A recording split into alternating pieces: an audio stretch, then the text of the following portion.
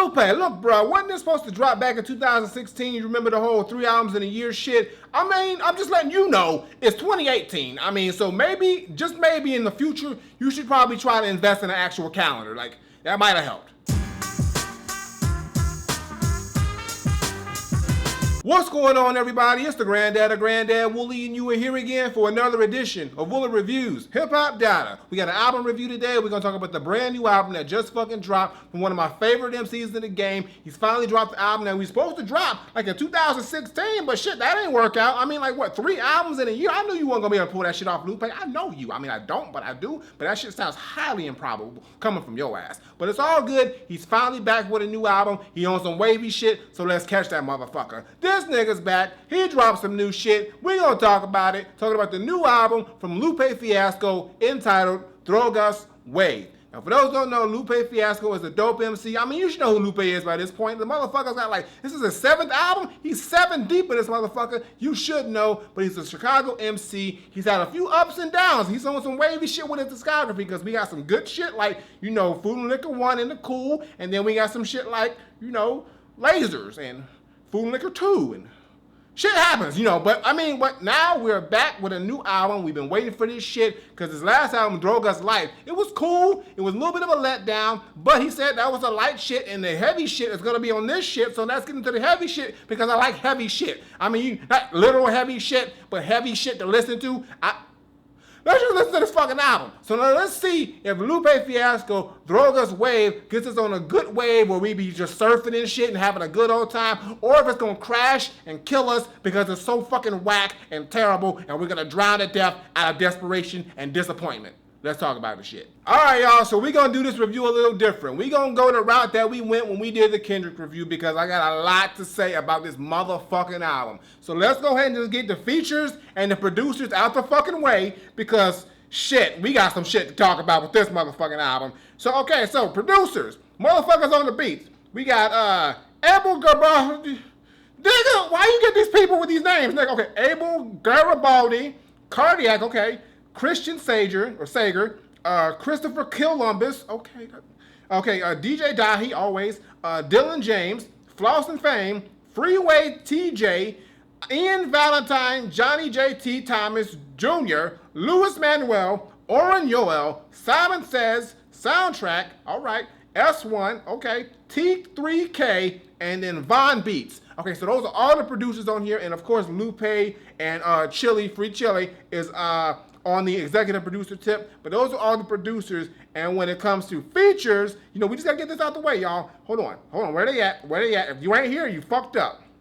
Nikki Jean, okay, shout out to Nikki Jean. She got that dope joint Pink Lemonade on Rhyme Sayers. Check it out, because it's fire. So Nikki Jean all up on this motherfucker. Crystal Rove Torres. Okay, if I fuck up your name, then I fuck up your name. You know the name of the game on this motherfucker. Who else? Troy Irons. Who else? Damian Marley, okay, Junior Gong. Okay, who else? Shit, is that it? Simon Says is on here on the feature as well. Shit. Elena Penderhughes, Bishop Edgar Jackson, and that's it. And everything else is Lupe. Okay, so that's all the features, and that's all the producers and shit. Okay, let's talk about this album, y'all. Look. Where do I begin? This is a 24-track, 1 hour and 40-minute album. This album is massive. This album is a monster. At any other time, I would be like, this is fucking too goddamn much. This is a feature film length fucking album, y'all. It's that fucking long. But it's Lupe Fiasco. And here's the thing. Conceptually, this album is amazing. The initial setup of the album, the initial main source theme of this album is built off the aspect of slavery and slaves being taken from Africa, put on slave ships, and sent over to the West Indies and the Americas to end up becoming slaves, and you know the whole story of slavery. So what Lupe did with this is he told a story or this like mythology of these slaves who end up jumping off or being thrown off of the boat while they're traveling to, I think, the West Indies, and instead of dying off the boat or drowning, they end up surviving and living under the water. And as they're living under the water, they become this sort of force, this sort of like, you know, team, whatever the fuck it is, that ends up sinking slave ships crossing the ocean and saving the slaves who are captured. So basically, they are are taking down slave ships in the ocean left and right, and they're taking in these people who were slaves, and they're freeing them by giving them a new life in the water, in the waves, and having them be a part of something bigger. That's the general like source mythology like material of this album. And just that concept alone is why I love Lupe Fiasco. He comes up with these amazing, unique, different concepts that still lend to reality and real life situations that have happened in our history. And the way that he just came up with that off top just amazes me. And that's only in the initial first quarter of this album that that theme goes along. I think it's the first like 7 songs that this goes with, and then it kind of transitions. But within those 7 songs, y'all, he just pretty much illustrates it from the point where, you know, he starts off with the song Drogas, which he's actually rapping entirely in Spanish, which is like a cool little intro. But then it goes into the song Manila, which is this very triumphant song that pretty much talks about the Manila and how it was sort of a form of currency that was given to the slave owners or the slave traders in order to trade for slaves. So Manila was a very popular thing that was sold in order to get slaves back in the 1700s and 1800s. So that then leads into the song, which is one of my favorites on the album, Gold vs. The Right Things to Do, where it pretty much talks about this group of these slaves. And they have, like, Lupe is very smart with what he did, if you really pick up on this album. Like I said, these slaves are going to the West Indies. So they have this sort of Jamaican West Indian type accent, the way that he's rapping. And he's talking about just, you know, the story of like how he was a slave and he ended up, you know, becoming free, and how he ends up now taking down the slave ship. And he takes down the slave ship, and, you know, the people who are the slaves, he pretty much just tells them, you know, it's okay, we're here to save you. And the way that this song just goes is so fucking dope. The beat is dope. The way that he's rapping in, it's like the Jamaican accent and tone is dope. And then he flips it to a regular, just English sounding tone. But the last fucking line on here is fucking dope. I'm not even gonna spoil it. It's just, you have to listen to the whole thing. And then it goes into the song, you know, it goes into a long interlude, the slave ship interlude, which is this long violin 3-minute interlude, which is beautifully done. And then it transitions into the song Wave Files, which pretty much just kind of builds off of that fact that this is underwater land where they just exist and they become one with the waves, or these dead slaves, or the slaves that didn't, like, I guess, make it, end up becoming these waves that take down these slave ships and sort of have their own newfound purpose and newfound freedom in life.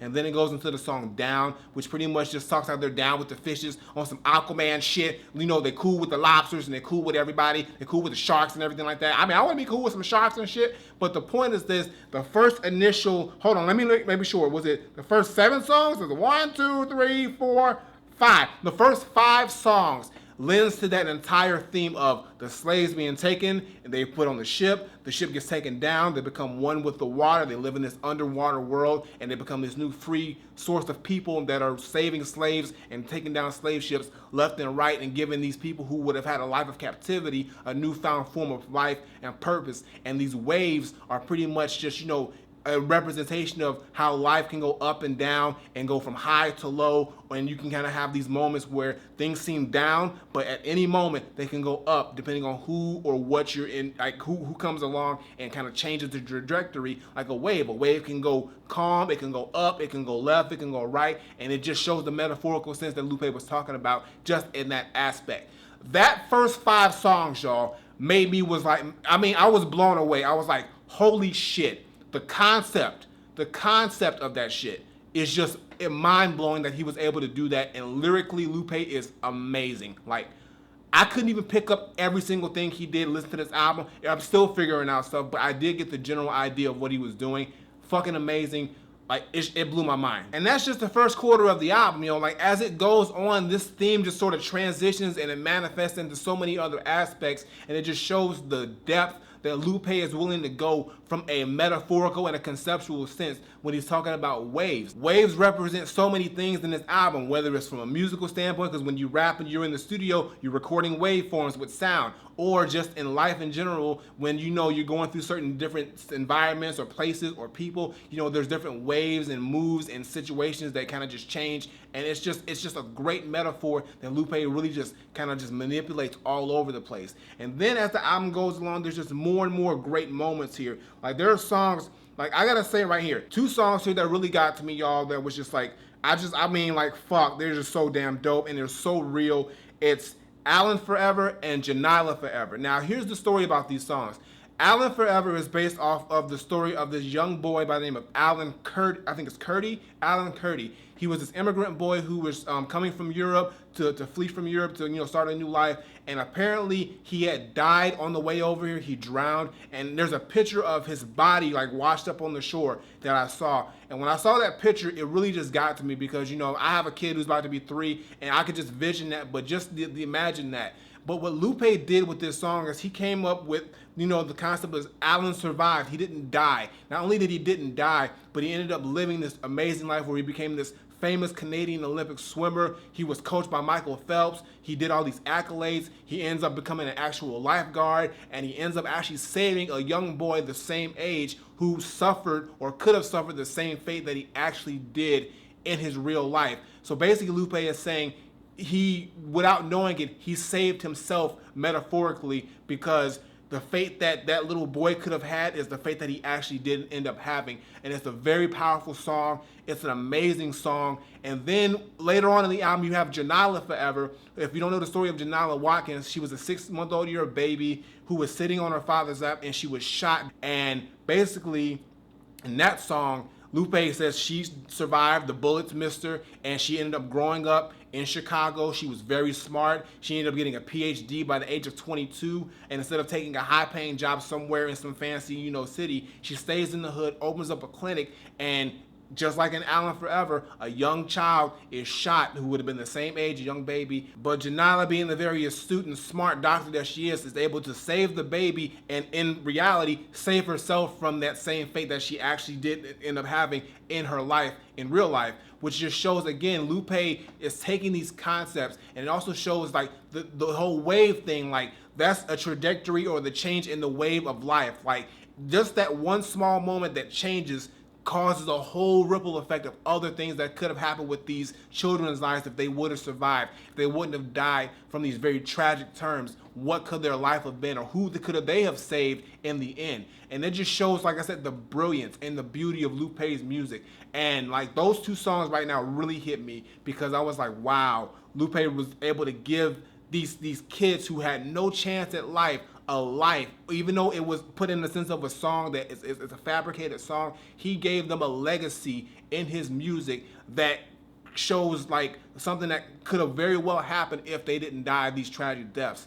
Those songs are great, y'all, and that is another sense of this album. Not only do you have these amazing conceptual albums that are tied to race and the whole thing that goes on with slavery and black people and the community, but he just pulls from so many real life situations, but he turns them on their head and he gives them a very positive or very heroic outlook, or outlook that was like, yo, what if this happened? How would it have shaped not only the people who would happen to, but the people that it would later on affect, as well as just us as black people. Lupe is a fucking genius, y'all. And this is the reason why I say Lupe Fiasco is one of my favorite MCs, and why I pull and I'm influenced from him, because he comes up with these amazing concepts that not many people can come up with, or he's always ahead of the curve with shit like this. And Lupe doesn't stop there. He even goes into the hip hop world with it, because he talks about, like in songs that imagine, that he just imagines like, what if? Just what if he did things differently? What if he didn't go down the path that he went down with his career, where he had to sign with Atlantic, he had to go through the ups and downs, the bullshit drama with the label, him not being able to put out the music that he wanted to put out the time he had to put it out, and everything like that. Would he have changed anything? And Lupe is like, no, I wouldn't, like, because it wouldn't have made me the artist that I am today. And who knows, if Lupe did go back and change one little thing in the wave that he was riding, we might not be even talking about Lupe Fiasco. He could have been another lost cause, and we would have never even realized his greatness. Even though he's had some bumps in the road, we're still talking about Lupe Fiasco in 2018,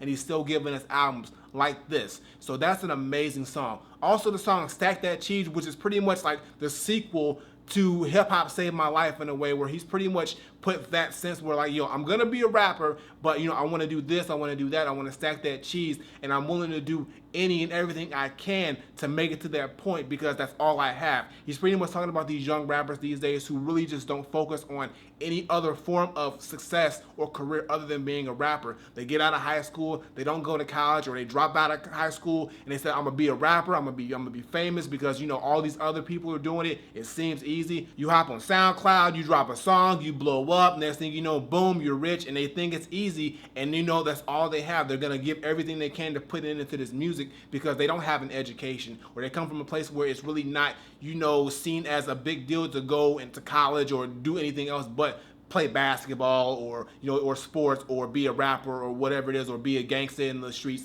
whatever it is that the stereotype is for black people. So he's pretty much just coining that phrase and saying like, yo, I gotta stack that cheese, I gotta do this because there's no other option for me. And Nicki Jean is also on this song, which makes it even better. It makes it the proper, you know, hip hop Saved My Life sequel, because in a sense it's like Hip Hop Saved My Life was the song that showed like, okay, I made it and it did save my life. Stack That Cheese is like that middle ground where he's like, yo, I have to have hip hop save my life because I got no other choice. This shit is my only fucking option. It's sort of like the desperation moment of the whole thing, which is really fucking dope. I mean, there's just so many dope aspects. Honestly, y'all, for an hour and 40-minute, 24-track album, there is really no things I can say bad about this album. The only song that I would say kind of was like okay, and I'll still even enjoy it, was the song EXO, because it has sort of a poppy feel and it's sort of like a different tone to the rest of the album, but it still fits in very well in the whole linear story of this entire project. And then to kind of tighten everything up, he has these interludes and skits put in between certain parts of the album that sets up the next section of the album, and it involves other, you know, influential people in the community of Chicago, or just in the Muslim community, or people that Lupe is either influenced by or that influences him, or whatever it is. And it really just comes together very, very nicely. And the whole thing, the whole drogas thing, drogas is Spanish for drugs, and the drugs acronym is Don't Ruin Us, God Said. And that's pretty much the whole theme of pretty much like, no matter what we go through as a community or as black people, don't ruin us. Don't let anything ruin us, because that's what God said, and that's the theme that Lupe is trying to illustrate through all these themes and all these concepts throughout this entire massive album. And it's just, the cherry on top of this album comes in the last song, Mural Jr., which is fucking amazing. This song is fucking epic. This song's like, this is one of them songs that you could put at the end of like a final boss fight of an epic action game, and it would be the most amazing thing. Or you put it at one of them anime MV songs that they used to do back in the day. But this song pretty much just like, if you look at a mural of the entire album, which is Drogas Wave, all the themes and concepts, it's kind of like you're sitting in a museum and you're just watching all this stuff play out. And Lupe, very cryptically and very lyrically, is sort of illustrating everything he's told us in this entire album in some way, shape, or form. It's an amazing outro. It's like, I thought he wasn't gonna be able to live up to the first mural, which is one of my favorite Lupe songs, if not in my top 5. But this is like, this lives up to the term Mural Jr. It sounds like a junior version of Mural, and it just completely just summarizes this entire experience of an album to the T. This album for me right now, y'all, I don't like to say this shit early because it's not the end of the year, but right now this is my album of the year. I have not been blown away by an album this year unlike this one. This really solidified Lupe. Like, Lupe is a very finicky motherfucker with his albums, y'all. He's up and down. This is probably his highest point from a conceptual and album standpoint since The Cool. I am not fucking lying. I don't give a fuck what you gotta say. You have to listen to this album to really understand how amazing and how well put together this shit is. Fucking amazing. I have nothing bad to say about this album. This shit is phenomenal. And yeah, y'all, this album review is very different, y'all, but I really had no way to really approach this album review the way I usually do it, because it's so heavy and it's so much to it. I'll give you my top 5 though, but I'm saying this whole album I can listen to top to bottom, front to back. But my top 5, I do have a top 5, is Manila, Gold vs. The Right Things to Do, and then it's, hold on, Allen Forever, and then it's Janila Forever, and then Mural Jr. But I mean, those are my top 5, but shit, Imagine's amazing, Stack That Cheese is amazing, Cribble's amazing, Haile Selassie is fucking amazing, that shit's so fucking dope.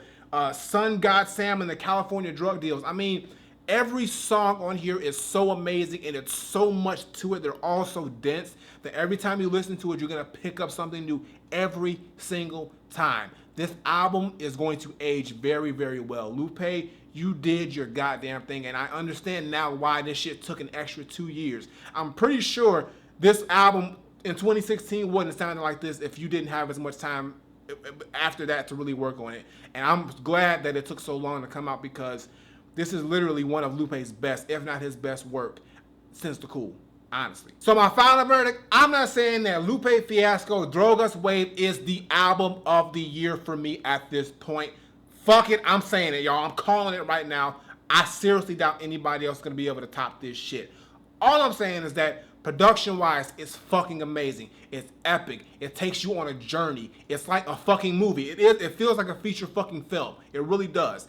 Also, the lyrics on here. Lupe has always been a lyrical assassin. He's always been a very cryptic and heavy metaphorical rhymer. And on here, he has just outdone himself in so many aspects. From the start all the way to the end of this project, there is so much to break down with this. There are so many like little things here and there. I mean, the themes, the stories, the concepts, they're all so well crafted and put together. And Lupe knew what the fuck he was doing from the moment that his album started to the moment that it ended. From the first word he said to the last word he said, everything was well thought out and well put together. And this just shows how great of an artist he is. This is the best Lupe Fiasco album since The Cool. I don't give a fuck what anybody says. Listen to this shit and you will understand why.